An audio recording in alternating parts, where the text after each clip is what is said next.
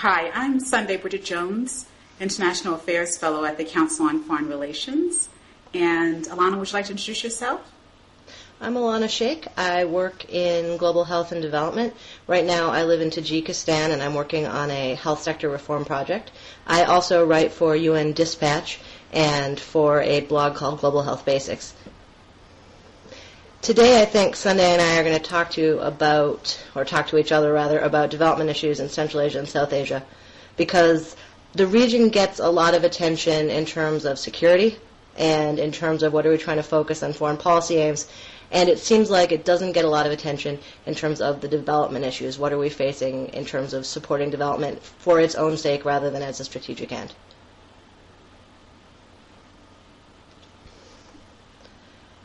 So, go ahead. Yeah, so you agree we're on the same page here with our topic? Yes, definitely. Just to kick us off, I think I'd like to throw out there that it's sort of interesting trying to pair Central Asia and South Asia because the challenges they face are so very different. Historically, of course, they're linked. If you look way, way back into the past, the trade flows, and there was tremendous cultural interchange and power projection throughout the whole region. But I think that pretty much once Central Asia came under the Soviet influence, Soviet rule, I suppose, they started along two different paths. And now, certainly with Condoleezza Rice, the U.S. State Department, U.S. Foreign Policy is trying to look at those two regions as belonging together again, and that's been sort of an interesting lens to see how things are going. But in my opinion, the challenges that they face are, in fact, very different. For example, most of Central Asia has a literacy rate that's well over 85%. Yeah, I agree with you on that. I think that there are some real differences. But I also want to just kind of outline, I know that this isn't a security discussion, but I think it's important for us to realize what the U.S. interests are in Central Asia, meaning what I like to call the stans. At least I did at one point, even though Afghanistan and Pakistan are also stans. But, Kazakhstan, Kyrgyzstan, Turkmenistan, Tajikistan, and Uzbekistan, this is what we're talking about when we mean primarily Central Asia, and Afghanistan and Pakistan being the major kind of theater that they're working in now. And the development concerns are, obviously important and separate from security concerns, but they're very much related, in my view. I think in terms of the U.S. interests, they're mainly three or four. The first, obviously, being the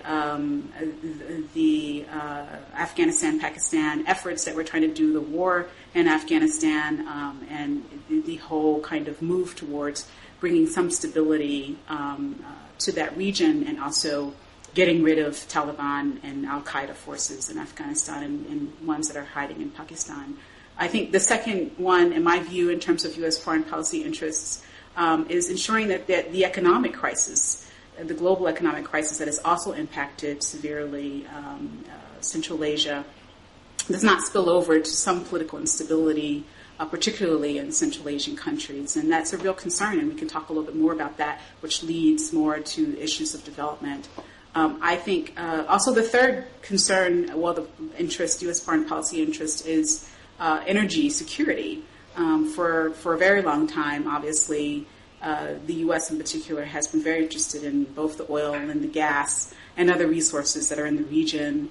And I think particularly when I was in Central Asia working on democracy or democratization efforts, it was certainly a countervailing issue for our effort there, and we can talk more about that. And then lastly is pretty much that this is kind of a bringing into the 21st century a great game that many have written about in the past in terms of Central Asia. This is the geopolitics of the relationship between the U.S., Russia, China, and the Central Asian countries. And it obviously spills over into issues in Afghanistan and Pakistan. So I think that those things are important to keep in mind when we're talking about these things.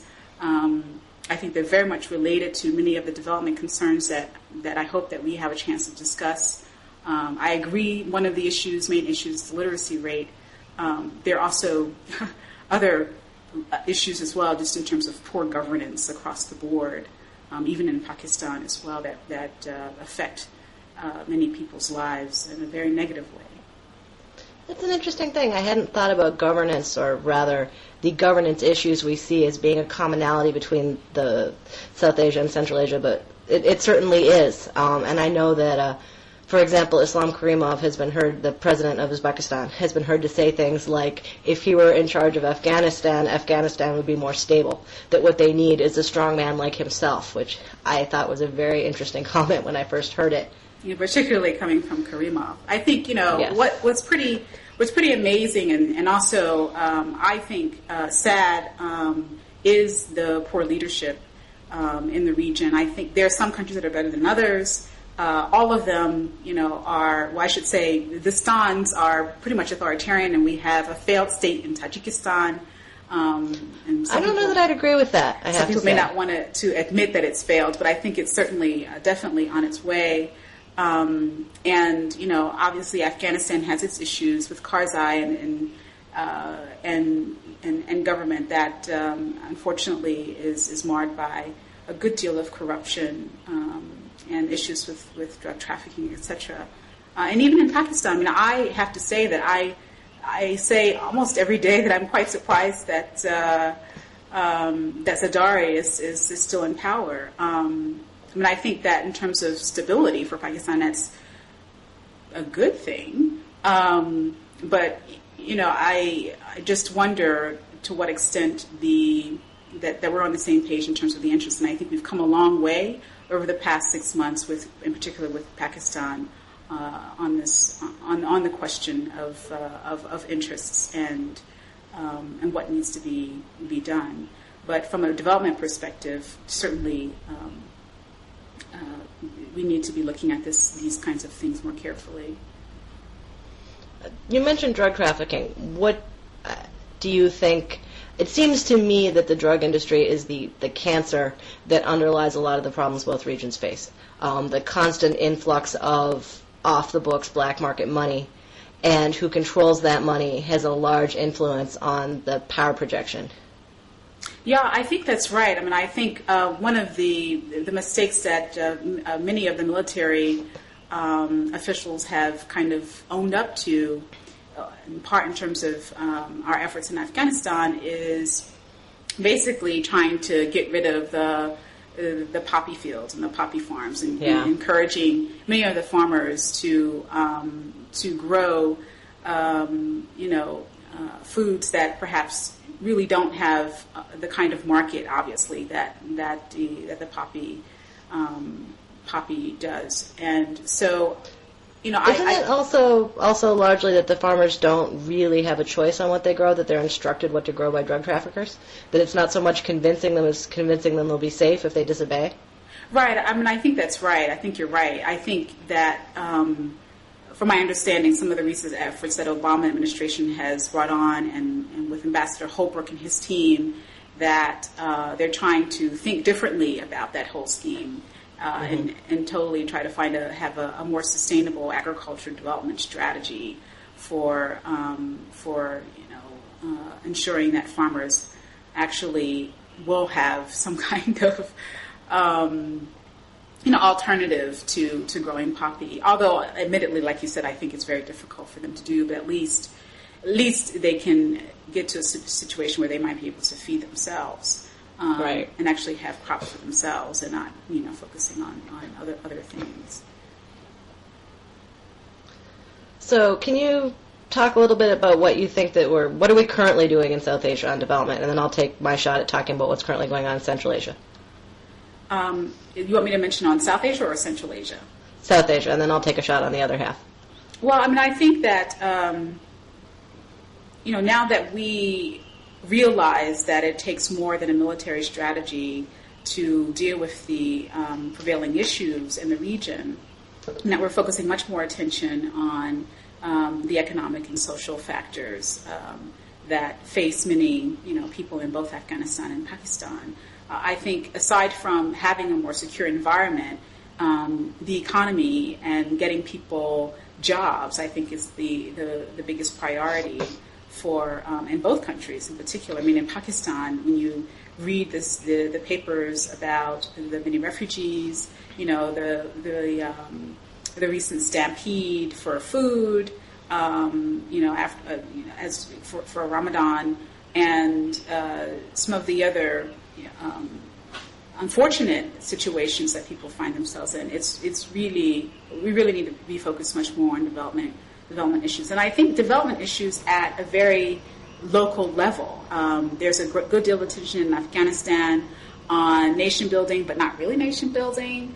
A great deal of effort at the national level at ensuring a sense of rule of law by working with the Ministry of Justice. There's a good deal of focus on, as I mentioned, agricultural development, and obviously some at a smaller scale, perhaps focusing on primary healthcare issues in some regions. Right.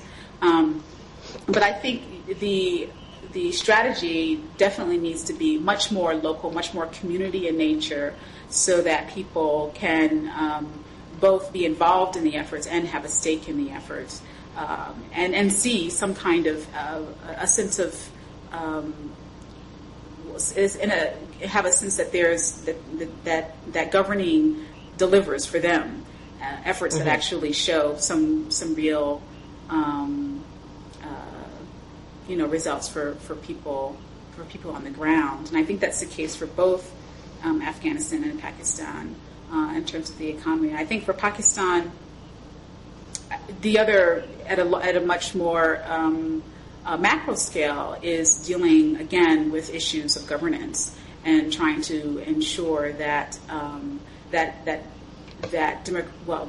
institutions are democratic and that they deliver for their Do we have governance programs that work? Well, I think there are governance programs that work. I mean, my question is, do they work in contexts like Afghanistan and Pakistan, where it's very difficult? You have either clan politics or predatory states, and a sense of not a sense of accountability, I think, to the people, to citizens in the country. I think it's very difficult in those kinds of contexts. If we were talking about Liberia, certainly we can point to governance programs that actually work. I think we need to think more carefully about more about the context in which we're viewing, basically in South Asia in particular. But what are your thoughts on Central Asia? Well, it's interesting because I'm saying this again, I hadn't realized just how much the two efforts had in common, because that's most of the major issues I think that the donors are working on in development in Central Asia, which is certainly governance is a big one. Governance, rule of law, primary health care, supporting education, and then a lot of focus on agriculture because, economy and job creation is your major factor in Central Asia because the unemployment rates are terrible. There's a lot of labor migration, and there's a lot of labor migration to Russia. And as the economic crisis hits Russia, it means that people are coming home, and having that many people come home unemployed, it could very easily destabilize a country. Tajikistan has something like I hear they have something like a third of remittances are down now, which is really incredible. And the same for Uzbekistan. I mean, considerably, even though the data that are shared by the government probably untrustworthy, but you can definitely bet that many of the migrant workers are not providing the funds they have in the past. Yeah, and in Central Asia, I think Central Asia, it's harder and harder actually to look at it as a cohesive region, just because the countries are going in such different directions now. I mean, it's hard to put Kazakhstan, Tajikistan, Turkmenistan in the same region, for example, because Kazakhstan has a level of natural resources that are pushing them off on their own financial trajectory. Whereas Tajikistan if you look at the research on Tajikistan, the numbers, the government release numbers, it's very, very poor, and it's not particularly successful at trying to change that. Yeah. But I think they all, suffer in many respects from this, unfortunate economic crisis, and they're dealing with it in many different ways. Kazakhstan, I think, probably is doing the best I think the Well, projections... Kazakhstan, actually got hit by bad loans because Kazakhstan was more linked into the international banking system. So Kazakhstan actually suffered had some bad credit issues, which trickled down into Kyrgyzstan because most Kyrgyz banks are linked to Kazakh banks. Right. That didn't hit the other three countries. They're hit mainly by reduction in remittances. And Turkmenistan is still isolated enough economically that there's having a fairly minimal impact from the economic crisis so far. Yeah, but it seems as though that Kazakhstan is at least dealing with the right kinds of policies. And I think that's probably questionable in the banking sector when they need to deal with, two of their largest banks that are in default, and the nationalization of BTA that happened a few months ago that they need to deal with. But it seems as though that the projections for growth are a little bit higher than people expected. Yeah, growth is slowing, but growth isn't going to stop. Mm-hmm. Kazakhstan's not contracting. Mm-hmm. Yeah. But one of the interesting things you talked about was literacy, and I think that a much more long-term approach to development efforts in the region, particularly in Central Asia, well, actually, for the entire region, Central and South Asia, is likely, I think, one of the most significant things that we can do from a development standpoint.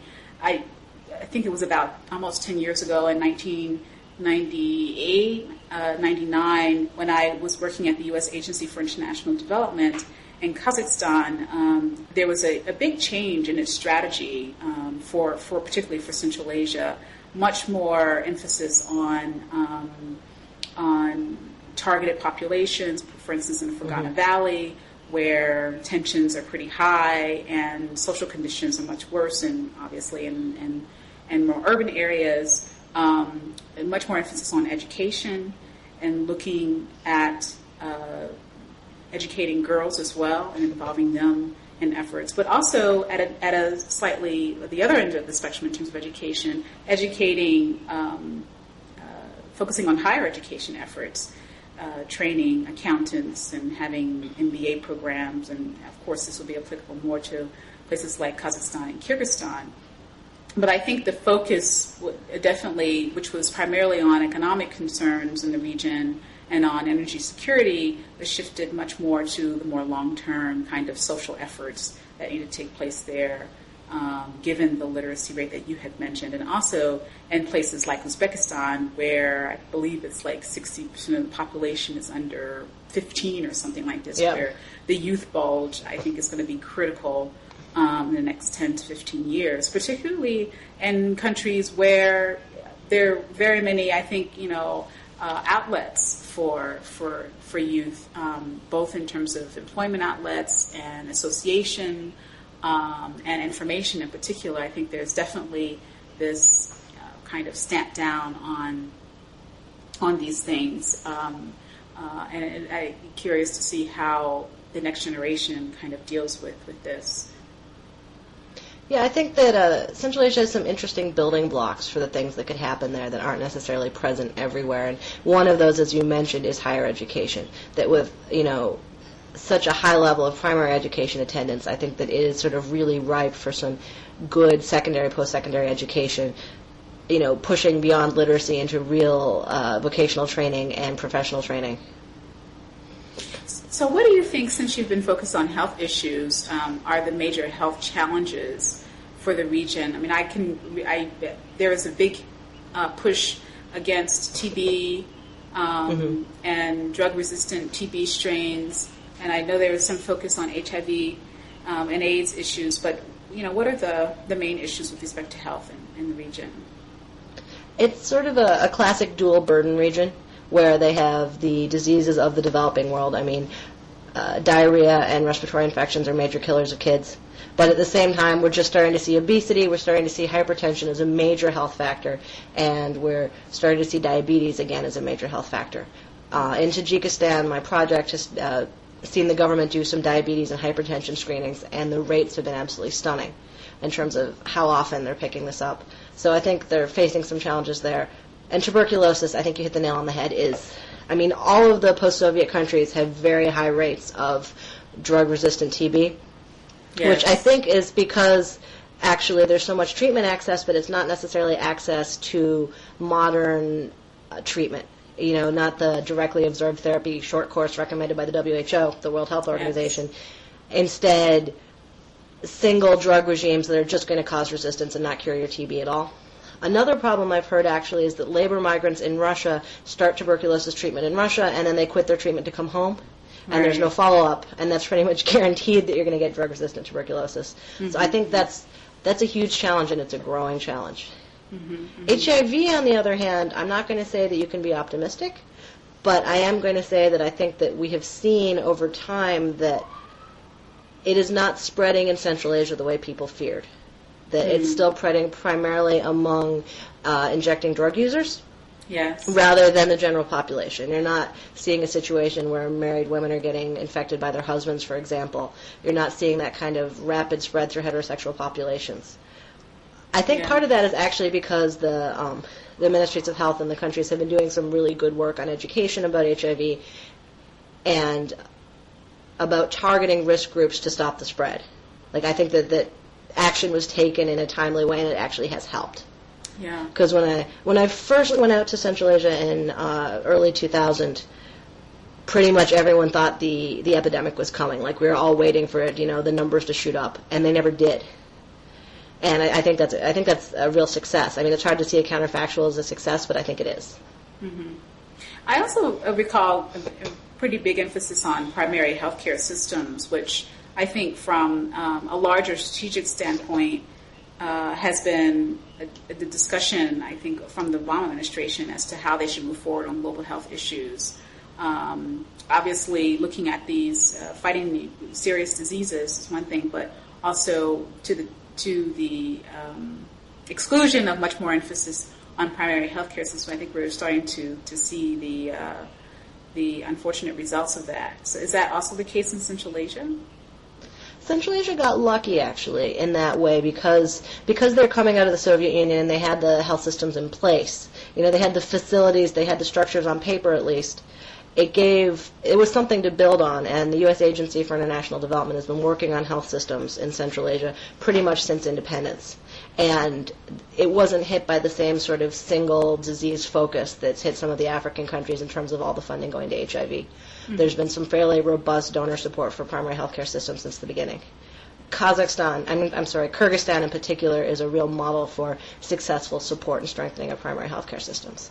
Oh, so good. I think that's something that donors can be proud of and that the governments can be proud of. Yeah. I think another really interesting area to look at more carefully with respect to development in Central Asia is water and access to water resources, which is a point of contention, I think, for several countries, Kyrgyzstan and Uzbekistan, going back and forth, and I think that's the case, generally speaking. I think this is certainly an issue that we need to be looking at more carefully. I do know that USAID, U.S. Agency for International Development, has been focused on these efforts. I think there's been some attempts to have a much more regional approach to dealing with access to clean water and water rights issues, et cetera, in the region. And that's certainly something that I think we should be mindful of and take into account in the coming years. Yeah, that's one of those problems where I feel lucky that I'm a health person, because it's hard for me to even think about how they're going to start unraveling and equitably addressing the water issues. Yeah. Well, I mean, I think we can feel happy that we're health people, but water impacts so many different areas, and obviously health issues, agriculture issues, main industry issues. One of the interesting things that I've been looking at more carefully is the work that Coca-Cola is doing, kind of in partnership with USAID and other organizations around the world. I mean, they may not be working in Central Asia on this, but water is the most important ingredient for Coca-Cola products. And so I think the fact is that it just impacts so many different areas. And having this much more multi-sectoral perspective on development concerns and how the U.S. government or other agencies, development agencies, actually approach these issues, and helping governments and civil society organizations look at these more carefully is what we need, and not necessarily a more stovepiped view on this. I'm certainly not suggesting that you're stovepiped in this way, but I think that it's no, really I agree with you completely, and I hear what you're saying here. I certainly didn't mean to imply that water wasn't a health issue. I guess what I meant was to say is that it's easier to know how to treat the water and clean it so that people can safely drink it than to figure out how to get it to them in the first place. Yeah. Like, the hard problem is distribution and access, and honestly, the easier problem is treatment. Yeah, no, I agree.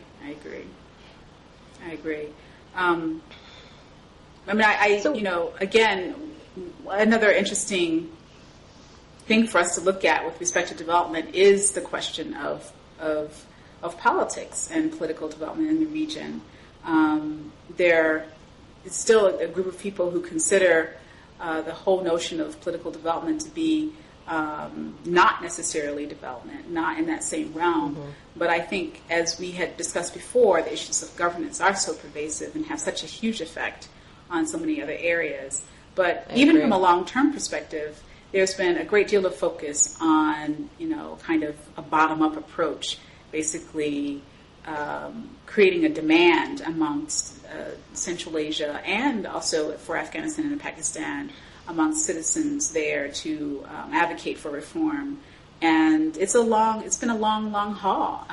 Unfortunately, I've seen a number of politicians, jailed, and some people go missing, and kind of KGB-like folks appearing at media outlets and things like that. And I think it's a pretty, precarious environment for people who are working in this area. But yet I think in the long term, you definitely need to be focused much more on these issues and try to create constituencies, basically, among the citizens for this kind of reform. Did you see the Sean Roberts paper, I think it was about a year and a half ago, on U.S. democratization efforts in Central Asia? I have, and I worked closely with Sean Roberts in USAID and have a great deal of respect for the work that he's done in the region. And I think he's right on target on that. I mean, that's exactly the kind of thing that when I was in Central Asia working with USAID that we were focused much more on, is how can we get civil society much more improve their capacity for engagement on these issues. But, in some respects, I think there needs to be kind of a two-way approach to this, and it's very difficult in environments like Central Asia.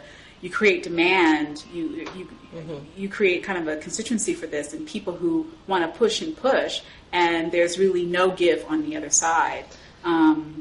And that's I remember talking to someone about advocacy issues because it was part of a broader HIV program, and one of the issues was civil society advocacy on HIV, and our translator actually couldn't translate advocacy. So I sort of backed it up, and we talked about what does advocacy actually mean. And when I broke it down into the step-by-step process, my national colleague just said to me, well, we don't need to worry about that because we can't do that here. That was just her immediate response, that's like the section on malaria. We don't have that here. Well, I think one of the interesting things is that in places like Kyrgyzstan, I think that's where the environment at least was. Bakiev seems to have taken on more authoritarian tendencies as the time goes on, but it's in Kyrgyzstan where I think the environment, which was much better environment, I would say, for the kind of civil society approach or advocacy approach to reform.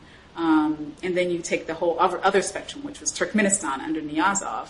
But now that he's no longer there, it seems as though the new president is actually proceeding along the same lines. And this will be an issue, like I said before, for the youth who are coming up in the region. And, many of them are traveling and have access to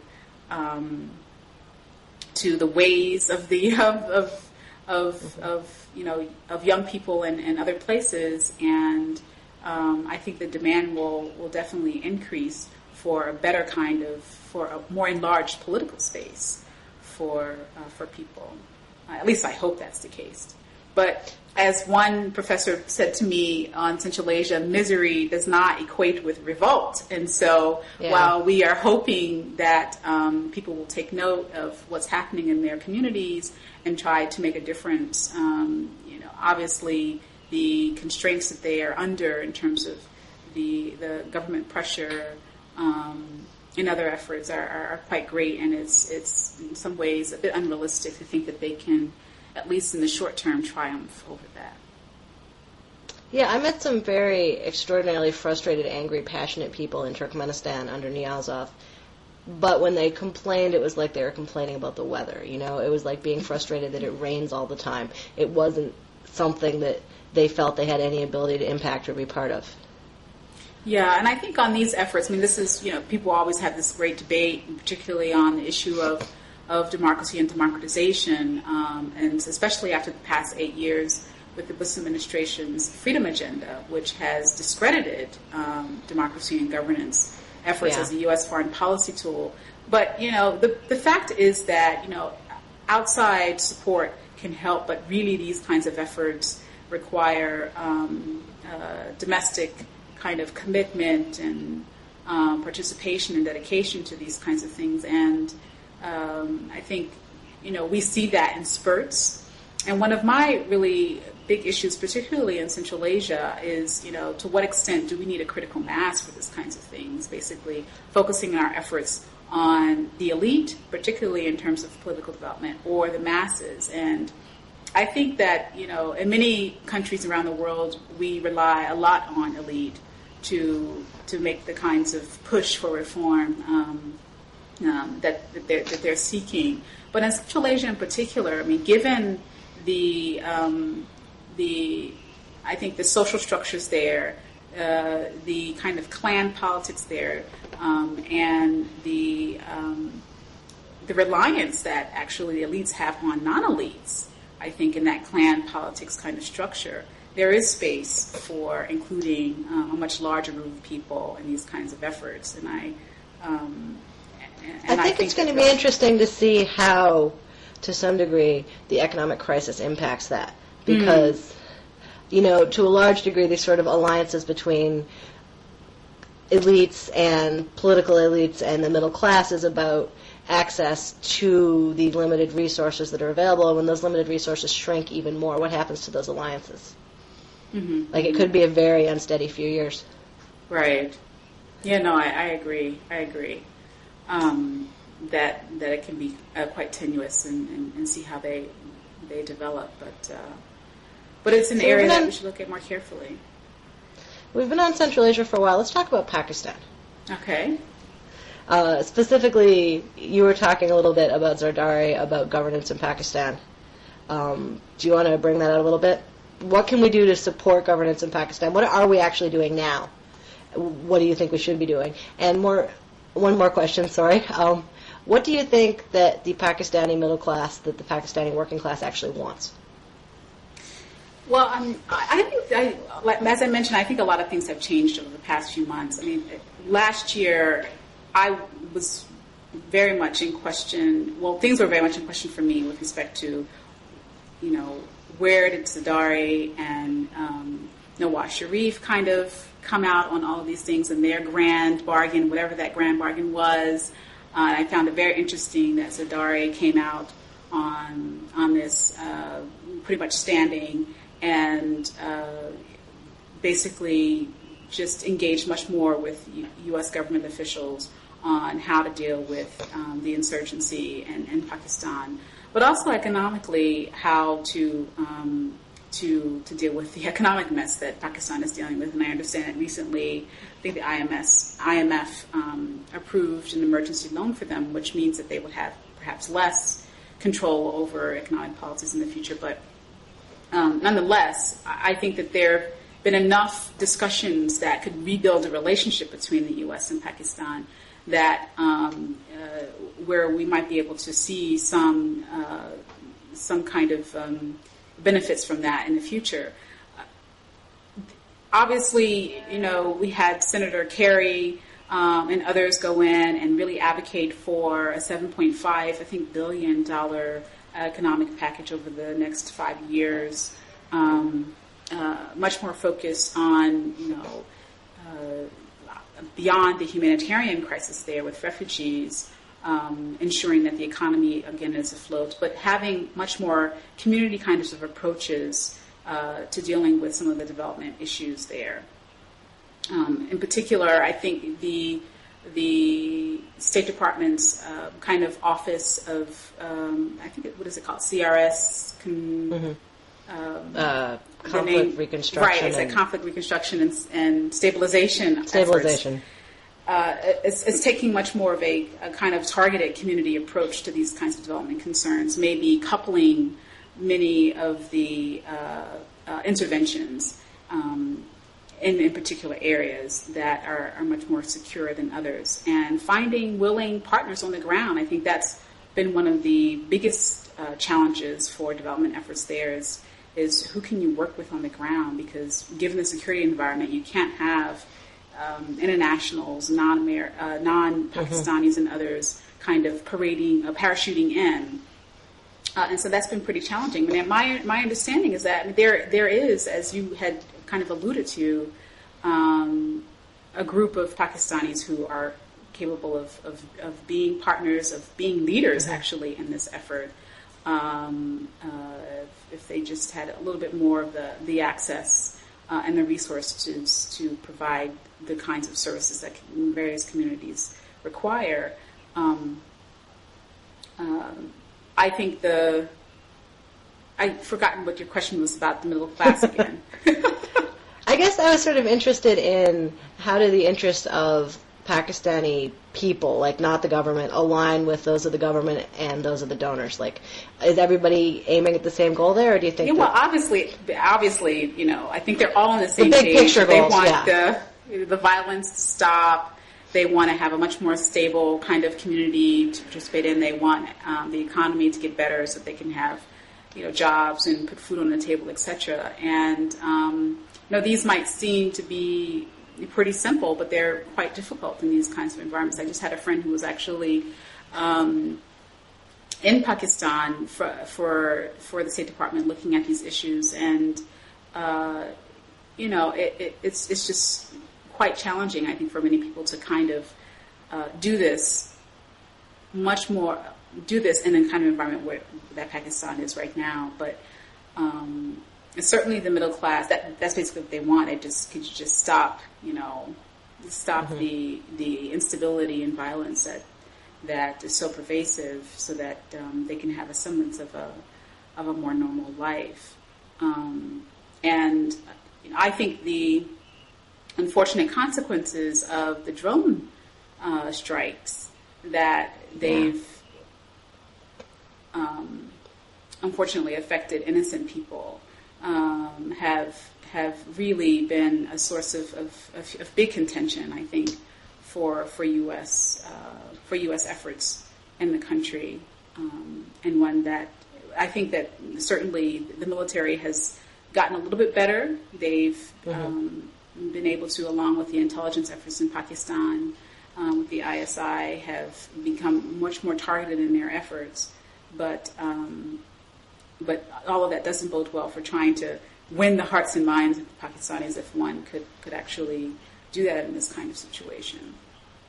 And often I wonder how obvious the linkages are between the kind of governance and community work that is supported by donors like the U.S. Agency for International Development are to the big picture situation. I mean, they might be obvious to the people who are designing them or the people implementing them, but I wonder, what do they actually look like to the communities they're working in? Do they actually see that connection?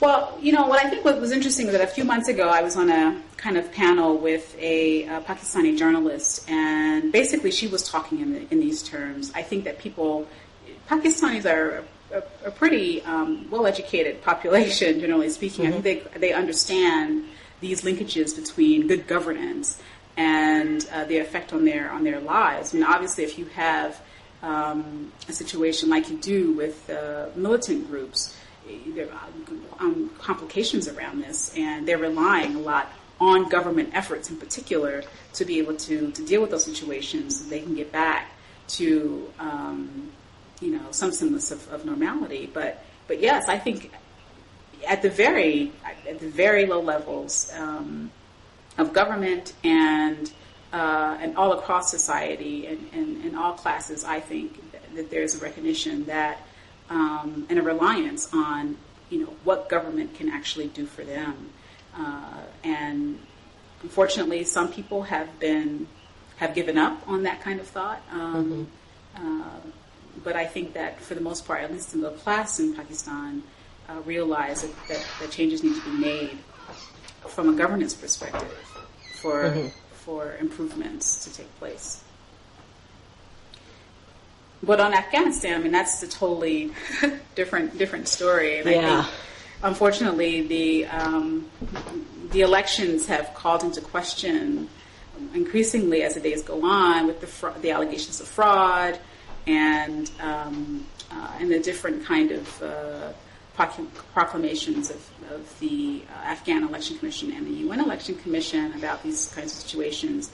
Have really brought into question legitimacy of the future Afghan government. And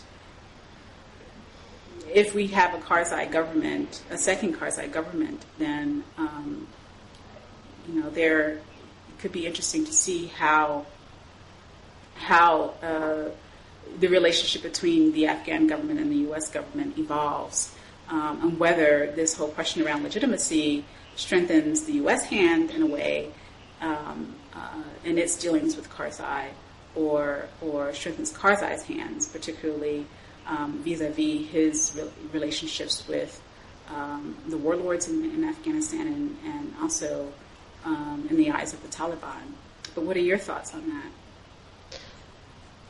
I actually hadn't thought about that before, so if you could, I'm just sitting here sort of pondering that. So are you saying that basically if Karzai doesn't come out of this with the unqualified support of the West, that could mean he gains support of warlords because he looks less like an American pawn? No, that's not quite what I'm saying. I think it's quite ambiguous how it's all going to pan out. I mean, obviously he's played the system, he's played the game, and so the stakes are much higher, I think, on both sides, both the Afghan side and for the U.S. side. And perhaps the questions of legitimacy surrounding what would be a second Karzai administration